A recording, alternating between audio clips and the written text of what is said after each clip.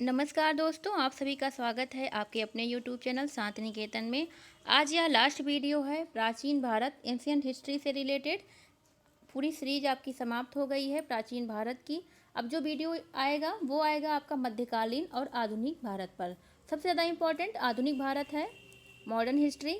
तो कुछ टॉपिक छोटे छोटे इम्पॉर्टेंट हैं मिडिवल हिस्ट्री के, उन्हें लेकर आएंगे। उसके बाद आपका मॉडर्न हिस्ट्री स्टार्ट हो जाएगा।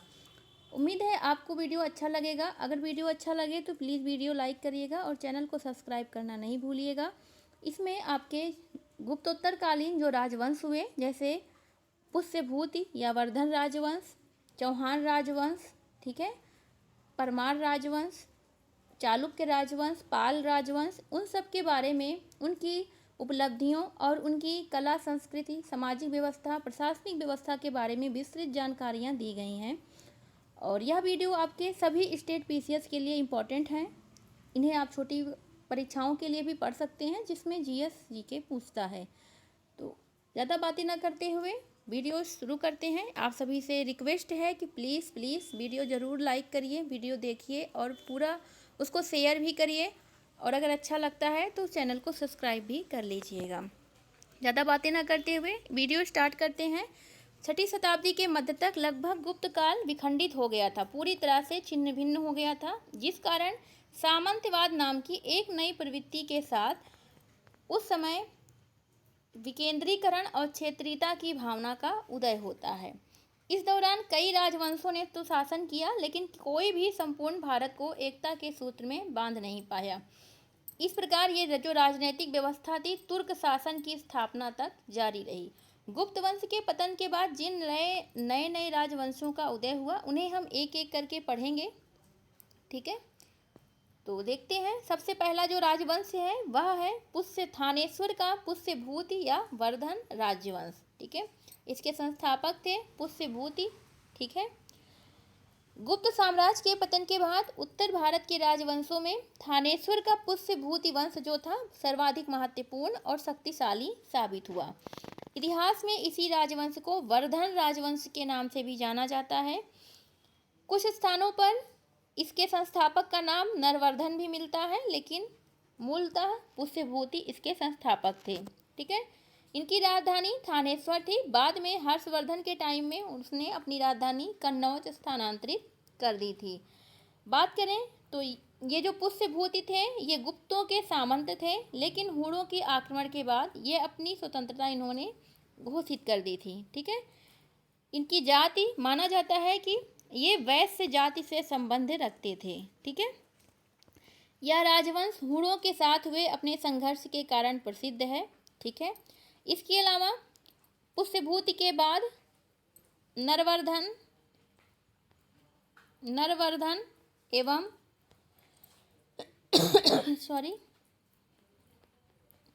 आदित्यवर्धन एवं एवं प्रभाकर वर्धन जैसे शासक हुए। प्रभाकर वर्धन, तो अब हम यहाँ पे पढ़ेंगे प्रभाकर वर्धन को। प्रभाकर वर्धन की हम अगर उपाधियों की बात करें, इनकी उपाधियाँ क्या क्या थी, तो इनकी उपाधि थी हूण हरिण केसरी। क्या उपाधि थी? हूण हरिण केसरी, ठीक है। इसके अलावा इनकी और एक उपाधि थी गुर्जर प्रजागर, ठीक है। गुर्जर प्रजागर, ये इम्पॉर्टेंट है। इसके अलावा इनकी एक और उपाधि थी सिंधु राजाज्वर, ठीक है। सिंधु राजाज्वर। इनके कुछ नाम मिलते हैं, जैसे इनका एक अन्य नाम है प्रतापशील। इनकी पत्नी थी यसुमती, जो कि प्रभाकर वर्धन की मृत्यु के बाद सती हो गई थी, जिससे हमें सती प्रथा का भी पता चलता है, उस समय प्रचलन था। प्रभाकर वर्धन के दो पुत्र थे, राज्यवर्धन और हर्षवर्धन। इनकी पुत्री थी राजश्री। प्रभाकर वर्धन की मृत्यु के बाद थानेश्वर के जो शासक बने वे बने राज्यवर्धन, ठीक है। राजश्री का विवाह कन्नौज के मौखरी वंश के शासक गृहवर्मन से कर दिया गया था। बंगाल का एक गौण शासक था शशांक, उसने क्या किया, राज्यवर्धन की धोखे से हत्या कर दी, जिस कारण बाद में थानेश्वर की गद्दी पे कौन बैठता है? हर्षवर्धन। ठीक है, अब हम पढ़ेंगे किसके बारे में? हर्षवर्धन के बारे में। हर्षवर्धन के बारे में पढ़ने से पहले हर्षवर्धन का समय काल देख लेते हैं। 606 ईस्वी से 647 ईस्वी इसका समय काल है। ठीक है, गुप्त साम्राज्य के बाद जैसा कि हमने बताया कि एक विकेंद्रीकरण और क्षेत्रीकरण स्थापित हो गया था, लेकिन जैसे ही हर्षवर्धन का राज्यारोहण होता है यह विकेंद्रीकरण और क्षेत्रीकरण समाप्त हो जाता है। ठीक, हर्षवर्धन जो है वो 606 ईस्वी में 16 वर्ष की अवस्था में, क्योंकि इसके बड़े भाई की हत्या हो जाती है, तो 16 वर्ष की अवस्था में यह थानेश्वर का राजा बनता है। इसने राज्य संभाला। चीनी यात्री आया था ह्वेनसांग। ह्वेनसांग ने हर्षवर्धन को शिलादित्य की उपाधि दी है। ठीक है, शिलादित्य, हर्षवर्धन ने ये उपाधि दी है। ठीक है, हर्ष का साम्राज्य सामंती संगठन पर आधारित था, जो हर्ष की कई उपाधियां से पता चलता है। हर्ष की उपाधियों की अगर हम बात करें, परम भट्टारकर, महाराजाधिराज, चक्रवर्ती, परमेश्वर, परम माहेश्वर, सकलोत्तरापथेश्वर, सार्वभौम और शिलादित्य। शिलादित्य उसे ह्वेनसांग ने कहा था। इसके अलावा अगर हम बात करें, 7वीं सदी तक आते आते पाटलिपुत्र के बहुत बुरे दिन आ गए और कन्नौज का सितारा चमक गया था। पाटलिपुत्र का राजनैतिक पतन होने लगा, क्योंकि उसकी सत्ता और महत्ता जो थी वाणिज्य, व्यापार और मुद्रा धन पर टिकी रही। इसीलिए जैसे ही व्यापार में गिरावट आई और मुद्रा दुर्लभ होती गई, उसी वैसे वैसे ही पाटलिपुत्र का पतन होता गया। इसीलिए इसने अपनी राजधानी पाटलिपुत्र से कन्नौज कर ली थी। ठीक है, अगर हम बात करें तो हर्ष के बारे में उसके शासनकाल का जो आरंभिक इतिहास है हमें बाणभट्ट से ज्ञात होता है। ठीक है, इसके अलावा हर्ष के शासनकाल का महत्वपूर्ण वर्णन हमें ह्वेनसांग की जो उसने अपनी पुस्तक लिखी थी उससे भी पता चलता है। आगे अगर हम बात करें ह्वेनसांग के बारे में, तो ह्वेनसांग ने हर्ष के बारे में, तो हर्ष ने शशांक को, जो गौड़ शासक था जिसने इसके भाई की हत्या की थी राजवर्धन की, उसने इसको पराजित किया, उसकी हत्या किया और कन्नौज पर अधिकार कर लिया। इसके साथ ही उत्तरी भारत के अन्य राज्यों को भी इसने अपने अधीन मिला लिया था। ह्वेनसांग के विवरण के अनुसार हर्ष ने उत्तरी भारत के 5 राज्यों को अपने अधीन मिलाया। 5 राज्य थे, पंजाब, कन्नौज, गौड़ या बंगाल, मिथिला और उड़ीसा। इन 5 राज्यों को उसने अपने राज्य में मिला लिया। पश्चिम में उसने वल्लभ के शासक ध्रुवसेन द्वितीय से अपनी पुत्री का विवाह कर दिया और शत्रुता समाप्त हुई और इस तरह पश्चिम से उसका मैत्री संबंध हो गया। ठीक, इसके अलावा उसने कश्मीर पे आक्रमण किया और वहाँ से भगवान बुद्ध का दांत लेकर कन्नौज के निकट जो एक संघाराम था वहाँ पे स्थापित किया। ठीक है, कश्मीर के शासक से, कश्मीर का जो शासक था वह महायान बौद्ध धर्म का ये हर्ष जो था महायान बौद्ध धर्म का संरक्षक था। इसके अलावा अगर हम बात करें तो हर्ष और पुलकेशियन द्वितीय के बीच नर्मदा नदी के तट पर युद्ध हुआ, जिसमें कहा जाता है कि हर्ष की पराजय हुई। एहोल प्रशस्ति से इसका उल्लेख हमें मिलता है। पुलकेशियन द्वितीय चालुक्य वंश का प्रतापी राजा था। अपने दक्षिण अभियान में इसने कुंतल, चोल और कांची पर विजय प्राप्त की थी। ठीक है, तो इस प्रकार हर्ष ने 687 ईस्वी तक शासन किया।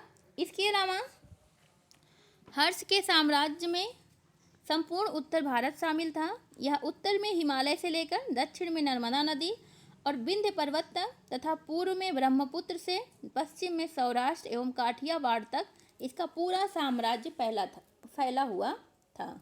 ठीक है, इसके अलावा अगर हम बात करें, हर्ष का कोई उत्तराधिकारी नहीं था, अतः जब उसकी मृत्यु हुई तो उत्तर भारत में पुनः अराजकता फैल गई और कन्नौज पर अर्जुन नामक एक की कोई स्थानीय व्यक्ति था, उसने अधिकार कर लिया था। ठीक, अब हर्षकालीन हम प्रशासन की बात कर लेते हैं थोड़ा सा।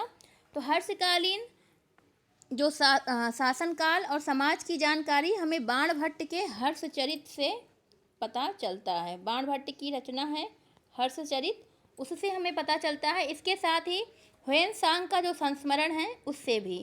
ह्वेन-सांग ने हर्षवर्धन ने एक विशाल साम्राज्य की स्थापना की थी, जिसकी सीमाएं हमने आपको बताई कितनी ज़्यादा विस्तृत थी। इसका जो साम्राज्य था सामंती संगठन पर आधारित था, ठीक है।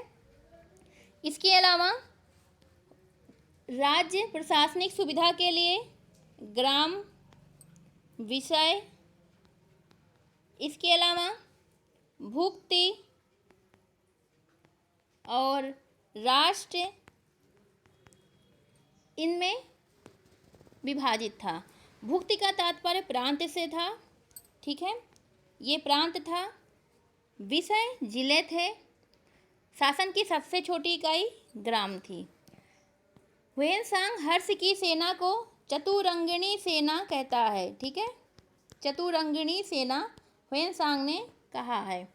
इसमें पैदल, घुड़सवार, रथ, हाथी की टुकड़ियां थी, ठीक है। इसके अलावा सिंहनाद नाम का उसका सेनापति होता था। न्याय व्यवस्था का सर्वोच्च अधिकारी सम्राट था, ठीक है। अपराध के लिए कठोर दंड का प्रावधान था। सर्वाधिक जो आय होती थी वो भूमि से होती थी। भौगिक कर वसूलने वाले को और पुस्तपाल जमीन का हिसाब रखने वाला पदाधिकारी होता था। उपज का 6वां भाग राजस्व के रूप में वसूला जाता था, ठीक। इसके अलावा हर्ष के काल में उच्च अधिकारियों के वेतन के रूप में जागीरें, भूमि दान दी जाती थी। भूमि देने की सामंती प्रथा हर्ष ने शुरू किया था, ये भी आप ध्यान में रखिएगा। इसके अलावा अगर हम कहें तो ह्वेन-सांग के बारे में है तो हमने आपको बता ही दिया कि यह भारत आया था, एक चीनी यात्री था। 629 ईस्वी से 645 ईस्वी तक ये भारत में रहा। नालंदा के बौद्ध विश्वविद्यालय में पढ़ने गया था और भारत से बौद्ध ग्रंथ बटोर कर भी ले गया।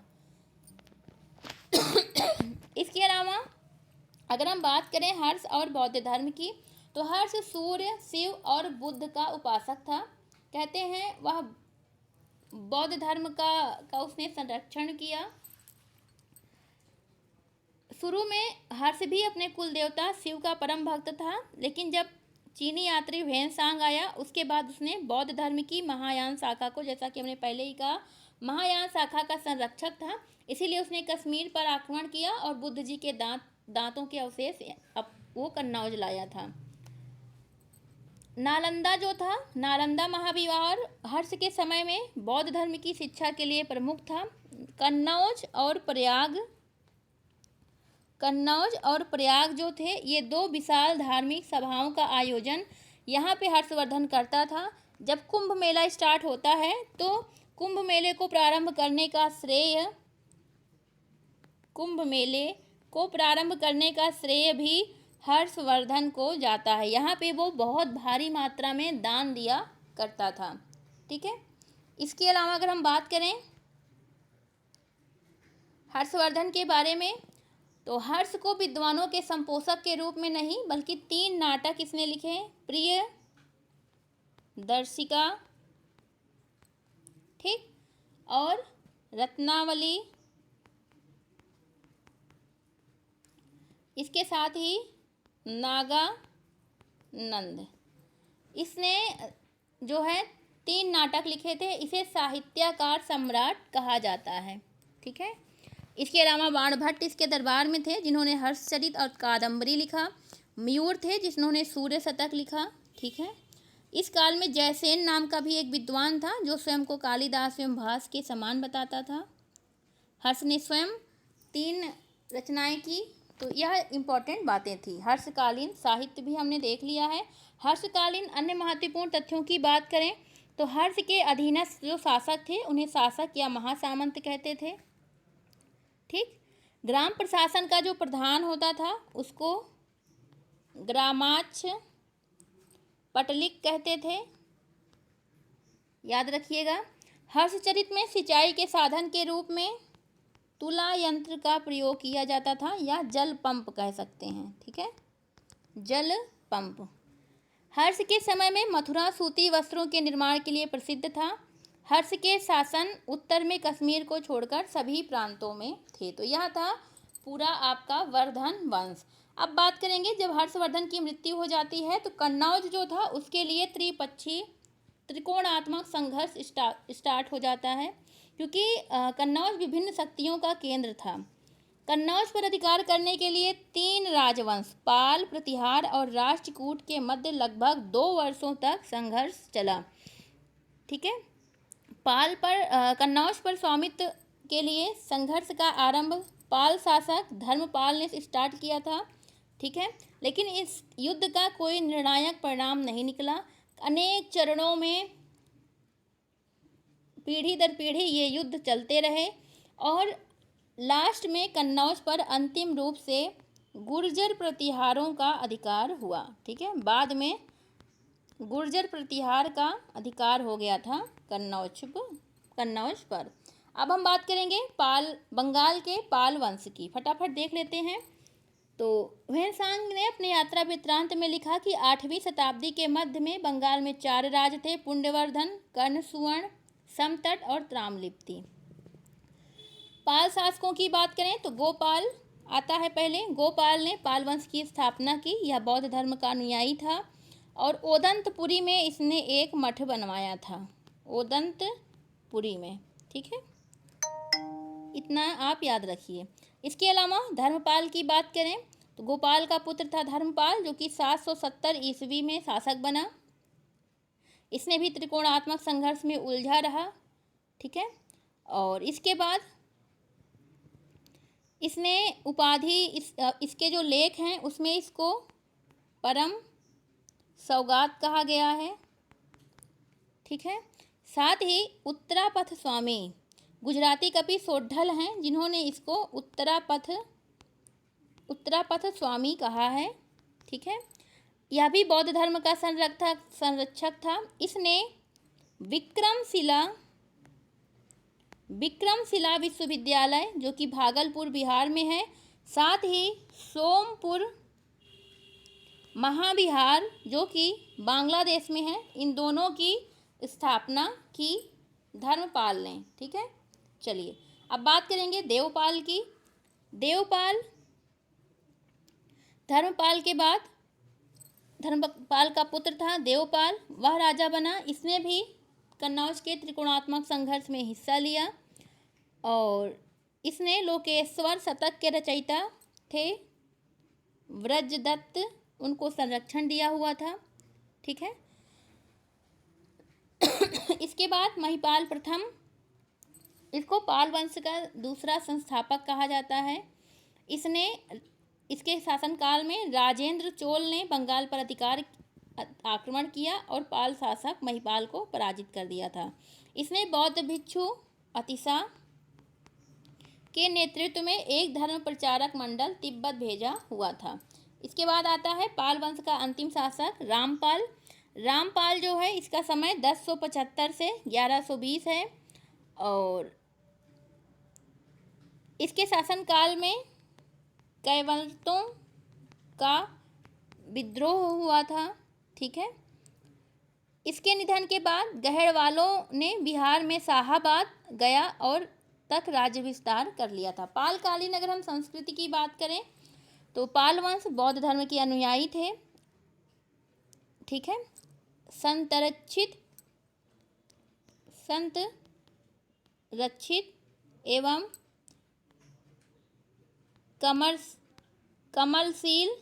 कमलशील और दीपंकर जैसे विद्वानों ने तिब्बत की यात्रा की थी। कांसे की मूर्तियां बनी, ठीक है। ब्रजयान और महायान दोनों संप्रदायों को बढ़ावा मिला और नालंदा, बोध गया और कुर्कीहार ये कला के केंद्र थे। इसके अलावा हिंदू काव्य दाय भाग के जन्मदाता जीमूतवाहन को पाल शासकों का संरक्षण प्राप्त था। अब हम बात करेंगे बंगाल के सेन वंश की। सेन वंश में प्रमुख था विजय सेन। फटाफट देखते हैं। विजय सेन सामंत सेन का उत्तराधिकारी था। ठीक है, सेन वंश की जो स्थापना की थी वो की थी सामंत सेन ने। ठीक है, सामंत सेन ने राड़ नामक स्थान पर इसकी स्थापना की और इसका उत्तराधिकारी विजय सेन हुआ।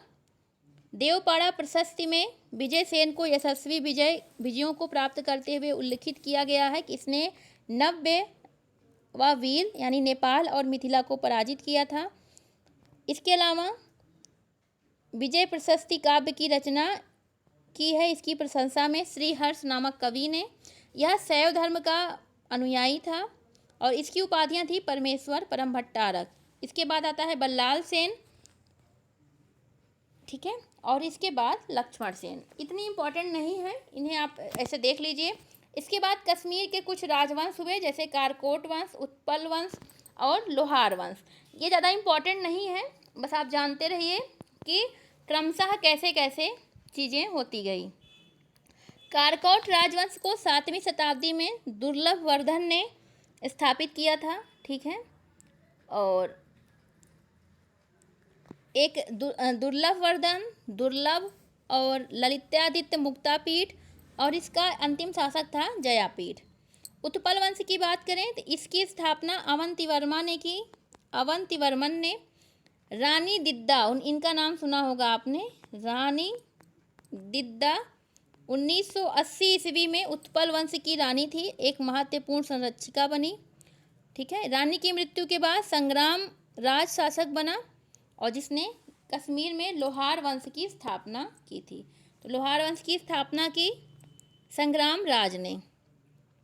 इसके बाद इनकी पत्नी थी सूर्यमती, उन्होंने भी इस शासनकाल में मदद की। फिर जयसिंह आता है जो इसी शासनकाल का शासक था। इसका उल्लेख हमें कल्हड़ की राज तरंगिणी में मिलता है। ठीक है, इसके अलावा 1339 ईस्वी में कश्मीर तुर्कों के कब्जों में आ गया। कश्मीर पर शासन करने वाले तुर्क शासकों में सर्वाधिक लोकप्रिय शासक जैनुल आबदीन था, जिसे कश्मीर का अकबर कहा गया। इसके बाद आते हैं राजपूत वंश, जिसमें हम देखेंगे सबसे पहले गुर्जर प्रतिहार वंश को। ठीक है,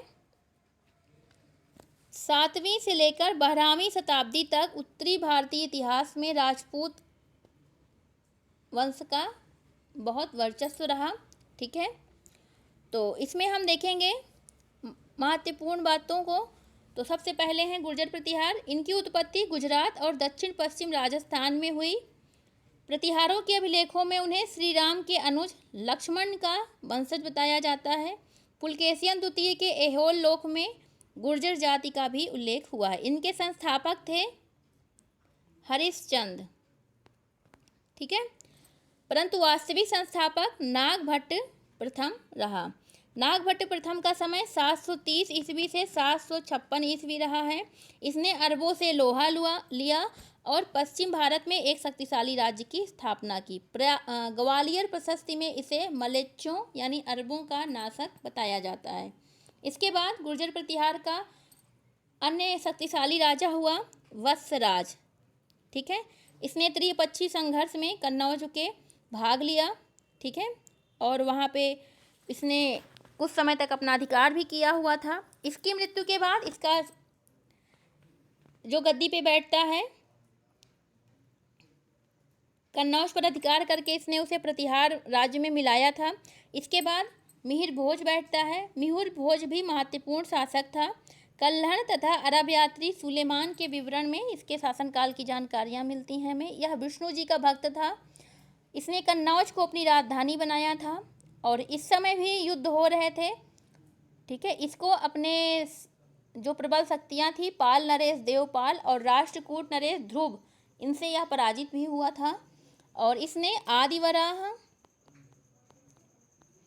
और प्रभास जैसी उपाधियां धारण की थी। ग्वालियर प्रशस्ति से इसकी उपलब्धियों के बारे में जानकारी मिलती है। इसके बाद महेंद्रपाल प्रथम आता है, ठीक है। इसके मिहिर भोज के बाद उसका पुत्र महेंद्रपाल राजा बना। इसने राष्ट्रकूट शासक इंद्र तृतीय को पराजित किया, लेकिन कश्मीर के शासक से यह हार जाता है। प्रसिद्ध विद्वान राजशेखर इसी के दरबार में रहते थे, इनके राजगुरु थे। राजशेखर ने कर्पूर मंजरी, काव्य मीमांसा जैसी रचनाएं रची। इसके बाद आता है अंतिम शासक महिपाल प्रथम। यह कुशल एवं प्रतापी शासक था, ठीक है।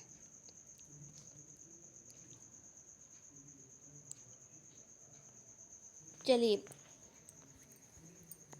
इसके बाद जो है राष्ट्रकूट शासक कृष्ण तृतीय ने इसको पराजित किया था। 1018 ईस्वी में महमूद गजनवी ने कमजोर गुर्जर शासक था राज्यपाल, उसको पराजित कर दिया। राज्यपाल का पुत्र त्रिलोचन पाल भी महमूद गजनवी से पराजित हो गया था। इस वंश का अंतिम शासक यशपाल था।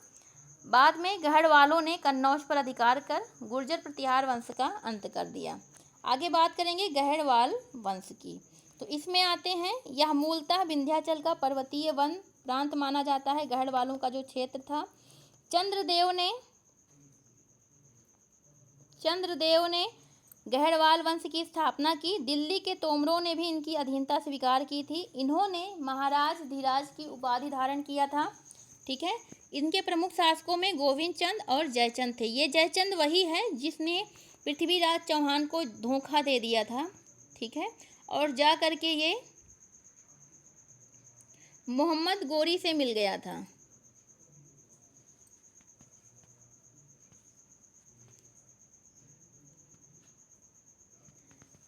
बाद में यह 1194 ईस्वी में चंदावर के युद्ध में मोहम्मद गोरी ने इसको भी पराजित कर देते हैं और यह मारा जाता है, ठीक है। आगे हम बात करेंगे, बाद में इल्तुतमिश ने कन्नौज पर अधिकार करके गढ़वाल वंश को भी समाप्त कर दिया। फिर आते हैं शाकंभरी का चौहान वंश, जो कि बहुत इम्पोर्टेंट है। चौहान वंश का इतिहास में बहुत ज़्यादा महत्वपूर्ण उल्लेख है। चौहान प्रतिहार शासकों के सामंत थे। वाक्यपति प्रथम ने प्रतिहारों से अपने को स्वतंत्र कर लिया था। अजयराज इनके प्रमुख शासक रहे हैं। 12वीं शताब्दी में चौहान वंश के ये शासक बने अजयराज। वह पृथ्वीराज प्रथम का पुत्र था। इसने अजमेर नगर की स्थापना की थी, अजमेर, ठीक है, उसको अपनी राजधानी बनाया था, ठीक है। इसने अजमेर के निकट सुल्तान महमूद की सेना को पराजित भी किया था। इसके बाद राजा बनता है विग्रहराज चतुर्थ, ठीक है। इसको बीसल देव भी कहते हैं। तोमरों की स्वाधीनता समाप्त करके उन्हें अपना सामंत बना दिया था। हरिकेल नामक एक संस्कृत नाटक इसने लिखा था। इसके अलावा नाटक के कुछ अंश 2.5 दिन का झोपड़ा नामक मस्जिद की दीवारों पर भी उत्कीर्ण किए गए हैं। बीसल देव ने अजमेर में सरस्वती देवी का मंदिर बनवाया, ठीक है। इसके दरबार में सोमदेव रहा करते थे, जिन्होंने कथा सरित सागर की रचना की, और इन्होंने बीसल देव के सम्मान में ललित विग्रह राज नामक ग्रंथ लिखा था। उसके बाद आते हैं हमारे मोस्ट इम्पॉर्टेंट पृथ्वीराज चौहान तृतीय। इनको राय पिथौरा भी कहा जाता है। यह चौहान वंश के प्रसिद्ध राजा थे। इनके अधिकार में दिल्ली से लेकर अजमेर तक का भूभाग था। इनकी राजधानी दिल्ली का इन्होंने नवनिर्माण किया। 1186 ईस्वी में पृथ्वीराज चौहान ने गुजरात के चालुक्य शासक भीम द्वितीय को पर आक्रमण किया। परमार राजकुमारी से विवाह के प्रश्न पर भीम द्वितीय से उनका युद्ध हुआ था। 1191 ईस्वी में मोहम्मद गोरी और पृथ्वीराज चौहान के मध्य प्रथम तराइन का युद्ध हुआ था, ठीक है। 1191 में पहला तराइन का युद्ध हुआ, जिसमें मोहम्मद गोरी हार गया था। 1192 में एक साल बाद तराइन का द्वितीय युद्ध हुआ, जिसमें पृथ्वीराज चौहान पराजित हुआ और उसे बंदी बनाकर कुछ समय बाद उसकी हत्या कर दी जाती है, जो कि हमने देखा हुआ। इसके दरबार में चंद्रबरदाई नामक एक इसका मित्र भी थे और कवि भी थे, जिन्होंने पृथ्वीराज रासों की रचना की है। इसके अलावा संस्कृत कवि जयानक ने पृथ्वीराज विजय की स्थापना और रचना की, जिनसे हमें पृथ्वीराज चौहान के बारे में विस्तृत जानकारियाँ प्राप्त होती हैं। ठीक है, अब हम बात करेंगे जेजाक भुक्ति के चंदेल वंश। इसमें प्रमुख राजा थे यशोधवर्मन, धंगदेव और विद्याधर। यशोधवर्मन ने खजुराहो के प्रसिद्ध मंदिर का निर्माण करवाया था। ठीक है, इसके अलावा धंग ने खजुराहो में जिननाथ, विश्वनाथ, वैद्यनाथ नामक भव्य मंदिरों का निर्माण कराया एवं इन्हीं के शासनकाल में खजुराहो का विश्वविख्यात मंदिर स्थापत्य कला का एक अनोखा उदाहरण बना। इसके बाद विद्याधर राजा बनता है। अंतिम शासक परमादिदेव या परमल था, जिसको पृथ्वीराज चौहान ने पराजित कर महोबा इस पर मिला लिया था। बाद में कुतुबुद्दीन ऐबक ने इस पर अधिकार कर लिया। अब हम बात करेंगे परमार वंश की। परमार वंश में प्रमुख शासक रहे हैं वाक्यपति मुंज और महाराजा भोज। मुंज जो थे कला और साहित्य का संरक्षक थे। मुंज सागर झील का इन्होंने निर्माण कराया था। श्री वल्लभ, पृथ्वी वल्लभ, अमोघ वर्ष जैसी उपाधियां धारण की। कौथेम दान पत्र से पता चलता है कि वाक्यपति मुंज ने हूणों को भी पराजित किया था। राजा भोज की बात करें तो परमार वंश का यशस्वी राजा था। इन्होंने तुर्कों को पराजित किया था। उदयपुर प्रशस्ति से पता चलता है। नव शासांक और नव विक्रमादित्य की उपाधि धारण की। अपनी विद्वता के कारण कविराज की उपाधि धारण किया था इसने। ठीक है, भोज ने अपने नाम पर भोजपुर और एक बड़े भोजसर नामक तालाब को भी निर्मित करवाया था। अब बात करेंगे गुजरात के चालुक्य या सोलंकी वंश की, जिनमें प्रमुख राजा हुए भीम प्रथम। भीम प्रथम के समय में ही महमूद गजनवी का आक्रमण हुआ और उसने सोमनाथ मंदिर को लूटा और नष्ट कर दिया था। भीम प्रथम ने सोमनाथ मंदिर को पत्थर से निर्मित करवाया। ठीक है, भीम प्रथम का सेना नायक था बिमल शाह, जिसने माउंट आबू पर प्रसिद्ध जैन मंदिर दिलवाड़ा मंदिर को स्थापित किया। इसके बाद जयसिंह सिद्धराज, कुमारपाल, जयपाल और अन्य प्रमुख शासक भी सोलंकी वंश या हम कह सकते हैं चालुक्य वंश में हुए। ठीक, बाद में कुतुबुद्दीन ऐबक ने इनके राजवंश को समाप्त कर दिया था। अन्य राजवंश भी आए, जैसे गौड़ वंश। ठीक है, ये बंगाल में थे। जैसे हमने कहा था शशांक, जिसने हर्षवर्धन के भाई की हत्या की थी। बाद में इस पर हर्षवर्धन ने अधिकार कर लिया इसकी हत्या करके। वल्लभी के मैत्रक वंश थे। ठीक है, कलचुरी के चेदी वंश थे। ठीक है, इन्होंने त्रैकूटक वंश संवत की स्थापना की थी। पूर्वी गंग वंश थे, जिन्होंने जगन्नाथपुरी के जगन्नाथ मंदिर का निर्माण कराया था। इसका शासक था अनंत वर्मा चोड़गंग। अनंत वर्मा चोड़गंग ने जगन्नाथ मंदिर का जो पुरी में है स्थापना करवाया। कलिंग नगर इसकी राजधानी थी। ठीक है, अगला वंश है काकतीय वंश और होयसल वंश। ठीक, तो इस प्रकार यह गुप्तोत्तरकालीन प्रमुख राजवंश थे। अब हम बात करेंगे गुप्तोत्तरकालीन प्रशासनिक व्यवस्था की। प्रशासनिक व्यवस्था की बात करें तो आर्थिक व्यवस्था पे पहले बात कर लेते हैं। यहाँ पे जो कृषि थी, इसमें वाहित नामक जो भूमि होती थी जिसमें बोया जाता था उसे वाहित कहते थे। जिसमें खेती नहीं की जाती थी उसे आकृष्ट कहते थे। जिसमें कोई भी बीज उगता नहीं था उसे ऊसर कहते थे। इसके अलावा जिस भूमि को जोता ही नहीं जाता था उसे खिल परती कहा जाता था। साक्त व्यक्तिगत स्वामित्व वाली भूमि को कहा जाता था। ठीक है, कर व्यवस्था की बात करें तो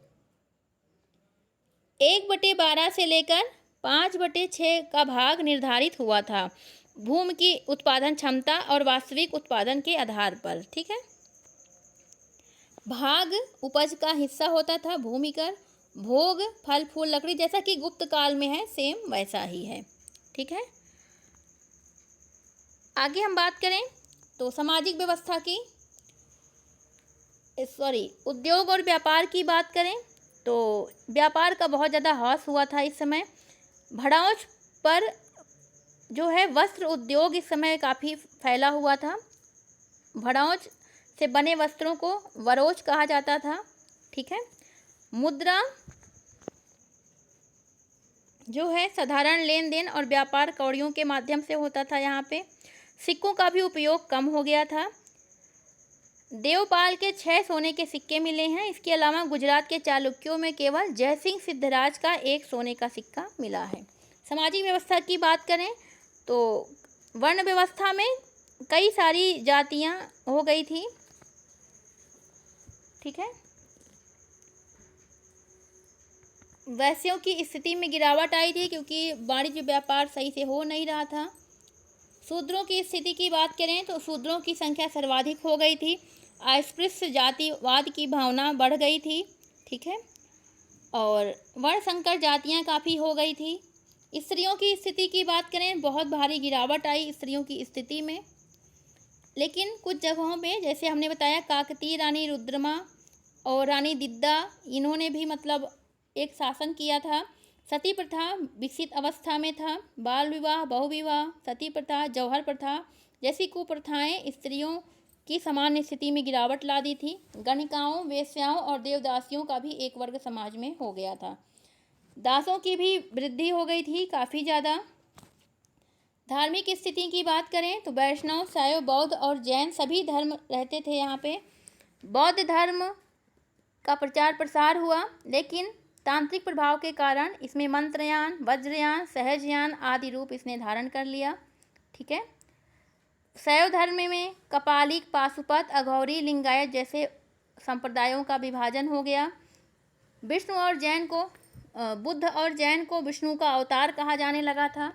कला और संस्कृति की बात करें तो नागर शैली, द्रविड़ शैली और बेसर शैली में कई चीज़ों का निर्माण हुआ। जैसे द्रविड़ शैली की बात करें तो इसमें लिंगराज मंदिर, ठीक है, जो कि भुवनेश्वर में है। इसके अलावा सूर्य मंदिर जो कि उड़ीसा कोणार्क में है। जगन्नाथपुरी मंदिर जो कि पुरी में है। कंदरिया महादेव का मंदिर सब इसी समय बना है। कंदरिया महादेव का मंदिर जो कि खजुराहो में है। मोढेरा का सूर्य मंदिर, दिलवाड़ा जैन मंदिर, ठीक है, जो कि माउंट आबू में है। ये सारा कुछ नागर शैली में निर्मित किया गया गुप्तोत्तर काल में। द्रविड़ शैली की बात करें तो द्रविड़ शैली में भी जैसे तंजौर का राजराजेश्वर मंदिर, ठीक है, इसके अलावा ऐहोल का मंदिर, महाबलीपुरम और कांची के मंदिर, ठीक है, ये सब भी द्रविड़ शैली में बने। बेसर शैली में जो है कैलाश मंदिर, ठीक है, और राष्ट्रकूटों का ऐहोल मंदिर भी बना था। तो यह संपूर्ण था आपका गुप्तोत्तर काल के विषय में, उनकी प्रशासनिक व्यवस्था, उनकी उपलब्धियां, जो शासक हुए थे उनकी उपलब्धियां और सामाजिक व्यवस्था इत्यादि के बारे में। इस तरह आपका प्राचीन भारत समाप्त होता है, प्राचीन इतिहास, एंशिएंट हिस्ट्री। अब जो वीडियो आएगा वो मध्यकालीन भारत पर जो महत्वपूर्ण बिंदु हैं उन पर आएगा। इसके बाद हम आपका मिडवल हिस्ट्री शुरू करेंगे। आप सभी से रिक्वेस्ट है कि अगर आपको वीडियो अच्छा लगा है तो प्लीज़ वीडियो लाइक करिए और चैनल को ज़्यादा से ज़्यादा सब्सक्राइब करिएगा। धन्यवाद। वीडियो शेयर करना भी नहीं भूलिएगा। मिलते हैं आपके साथ एक नए वीडियो को लेकर के, तब तक के लिए धन्यवाद।